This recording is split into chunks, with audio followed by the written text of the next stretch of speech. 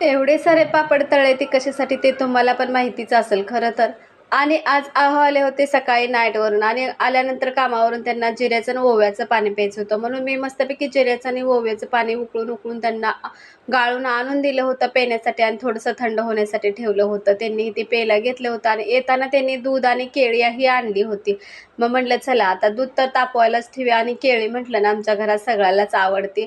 आणि अशी पण येताना कामावरून बऱ्यापैकी तिथं भेटते तिथून ती घेऊन येतात केळी. मग त्यांनी केळी आणलेली ठेवून दिली आणि दूध तापत ठेवण्यासाठी घेतलं होतं. आणि खरं तर येताना गोट्यावर दूध इतकं भारी फ्रेश आणि चांगलं भेटतं ना, ह्या दुधाची चव घरच्या दुधासारखी सेम मस्तपैकी. मग ते दूध तापत ठेवलं आणि डब्यातील साखर ही माझी संपली होती. म्हटलं चला आता साखर पण वतून डब्बा मस्तपैकी भरून ठेवला. भरणीमध्ये साखर वतून ठेवली आणि सगळ्या मुलांना त्यांना स्वयंपाक बनवून घेतला. पण खरं तर माझी आज संकष्टी होती. संकष्टीसाठी म्हटलं आता काय म्हटलं खिचडी तर भिजतच घातली नव्हती. मग म्हटलं चला वेपर चकल्या थोड्याशा तळल्या आणि वेपर चकल्या खाऊन घेतल्या आणि त्यासोबत केळीही खाल्ली.